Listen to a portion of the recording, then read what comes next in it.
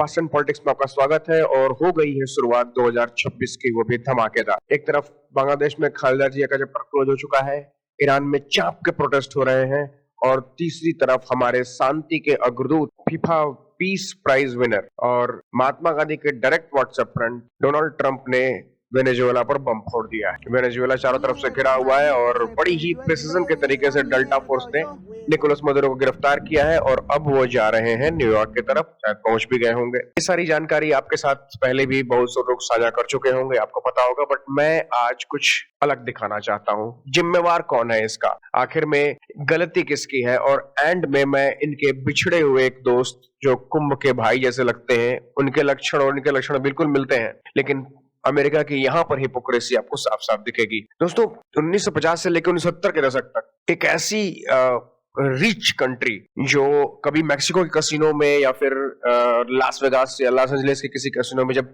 जुआ खेलने जाते थे तो वहां महंगी महंगी जो चीजें होती थी ना, उसको डबल डबल खरीदते थे, दो दो की संख्या में।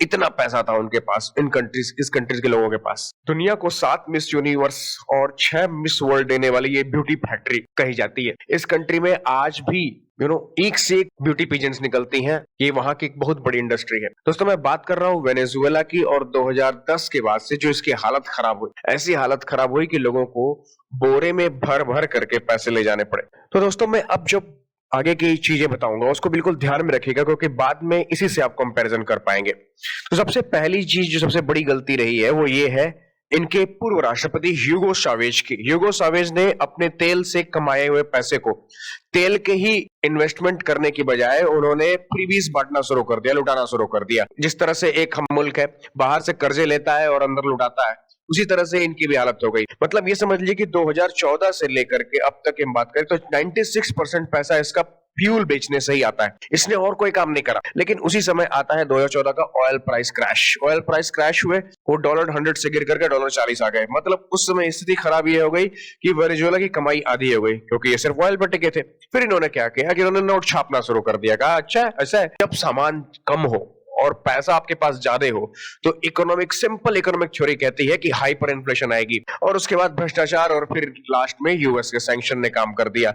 कई जगहों पर इन लोगों ने अपने जनता को दबाया और जनता पर गोलियां चलाई। इसको चलते भी यूएस के कुछ लोग नाराज हुए। हालांकि ये तो एक महज प्रोपेगेंडा है, क्योंकि 2013 से ही ये गलतियां हो रही हैं वेनेजुएला से। लेकिन अब जाकर के डोनाल्ड ट्रंप ने अब अटैक किया है, क्योंकि उन्हें दिख रहा है कि सिर्फ ऑयल ही नहीं, मिनरल्स का भी एक बड़ा भंडार वेनेजुएला के पास है। अब दोस्तों, मैं किससे कंपैरिजन की बात कर रहा हूं? हमारे पड़ोसी मुल्क देश पाकिस्तान। पीएसवीडी जो वहां की सबसे बड़ी ऑयल कंपनी है, कहां की? वेनेजुएला। उसके मालिक कौन है? ये वेनेजुएला के जो मिलिट्री जनरल्स है वो पूरी तरह से ऑयल का बिजनेस करते हैं। सेम वही सिचुएशन आपको पाकिस्तान में मिलेगी। पाकिस्तान के जो युद्धक टैंक है, बैटल टैंक है, वो बॉर्डर पर खड़े होने के बजाय सीरियल्स, प्लाट्स, रियल एस्टेट की बिल्डिंग और बिजनेस बेच रहे हैं। वो वहां के फूड प्रोडक्ट्स बेचते हैं। यहाँ तक कि टेलीकम्युनिकेशन में भी इनका बहुत बड़ा हाथ है। हाल ही में पीआईए बेची गई है, जरा सर्च करिएगा गूगल पर किसको बेची गई। दूसरी सबसे बड़ी बात है इमरान खान। ये फोटो आपको बहुत पहले से याद होगी। इमरान खान आज भी जेल में है, और उनके जेल में साथ तौबा तौबा तौबा क्या क्या हुआ है वो तो राम जाने। लेकिन सेम यही काम इन्होंने भी किया था। 2018 के इलेक्शंस में निकोलस मदुरो ने अपने पूरे अपोजिशन को जेल में डाल दिया था।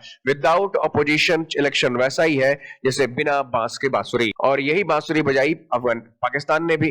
फिर तीसरी सबसे बड़ी चीज है जो पाकिस्तान और इसकी सिमिलरिटी है, वो है करप्शन, भयंकर करप्शन। ऐसा नहीं है कि वेनेजुएला के पास पैसा नहीं आते, वेनेजुएला के पास पैसे आते थे, और जो डॉलर आते थे वो उनके मिलिट्री जनरल्स के और वहां के नेताओं के जेब में जाते थे, और वहां वो भारी ये काम करो। सेम यही काम पाकिस्तान में भी होता है। जनता आटे की लाइन में मर रही है। यहाँ के जो मिलिट्री जनरल्स है ये बाहर ऐश कर रहे हैं, बाहर कमा रहे हैं। तो दोस्तों, आखिर ऐसा क्या हुआ? एक तरफ निकोलस मदुरो को गिरफ्तार करके और न्यूयॉर्क के जेल में ले जाया जाता है, लेकिन पाकिस्तान को उसी तरफ $1.6 बिलियन का कर्ज, F-16 है उनके लिए रिपेयर के पैसे, मतलब कर्जे लुटा रहे हैं पाकिस्तान के ऊपर। यही यूएसए की हिपोक्रेसी है। यूएसए ने कभी भी किसी चीज ह्यूमन राइट्स के फायदे में या किसी चीज को लेकर के नहीं सोचा, ये तो हम अच्छी तरह से जानते हैं। लेकिन पाकिस्तान को वो वेनेजुएला बनाने की तरफ अग्रसर कर रहा है। पाकिस्तान की मिलिट्री इस समय गाजा में जाएगी, फिलिस्तीन के लिए बैलेंस करेगी, इजराइल के साथ लड़ेगी, लेकिन कैसे? और ये चलेंगे अब दूसरे देश को बचाने के लिए। दूसरी चीज, ये भारत को बैलेंस करने के लिए पाकिस्तान मेरे लिए बहुत जरूरी है। कैसा बैलेंस? अगर आप तराजू में एक तरफ देखिए तो एक तरफ गगनयान और चंद्रयान पर उड़ने वाले हमारे मिशंस और दूसरी तरफ हाथ में बड़ा सा कटोरा लेकर के बैठा हुआ पाकिस्तान जो IMF के रास्ते दर भटकता रहता है। दोस्तों एक्चुअल में सिंपल और सीधी सी बात है, वेनेजुएला के पास ब्लैक गोल्ड बहुत है। ये अंकल सैम निकालना चाहते हैं, निचोड़ना चाहते हैं। जाहिर सी बात है वेनेजुएला की बर्बादी में निश्चित रूप से मदुरो और उनके पूर्व राष्ट्रपति का भी हाथ है, लेकिन अमेरिका अब कर रहा है इतने दिन के वेट के बाद, उसे मदद नहीं उसे डकैती कही जाएगी। और डेल्टा फोर्स ने कमाल का काम किया है। मुझे पहले भी कहना होता है कि यूएस की जो फोर्सेस हैं वो क्यों इतनी एलिट मानी जाती हैं, क्योंकि डेल्टा फोर्स ने बड़े प्रिसीजन के तरीके से निकोलस मदुरो और उनकी पत्नी को उठाया और न्यूयॉर्क ले गए। क्या हम ऐसा कभी कर सकते हैं? सोचने की बात है। हमारे फोर्स फर्स्ट कैपेबिलिटी है, लेकिन पॉलिटिकल विल की थोड़ी सी कमी नजर आती है। वैसे दोस्तों आपको ये वीडियो कैसा लगा? आपको क्या सोचते हैं कि वेनेजुएला पर जो यूएसए का स्ट्राइक है वो कितना सही, इसके बारे में जरूर बताइएगा। सब्सक्राइब जरूर करिए, नहीं तो मैं आप पर सैंक्शंस लगा दूंगा। मजाक कर रहा हूं। मिलते हैं अगले वीडियोस में। धन्यवाद।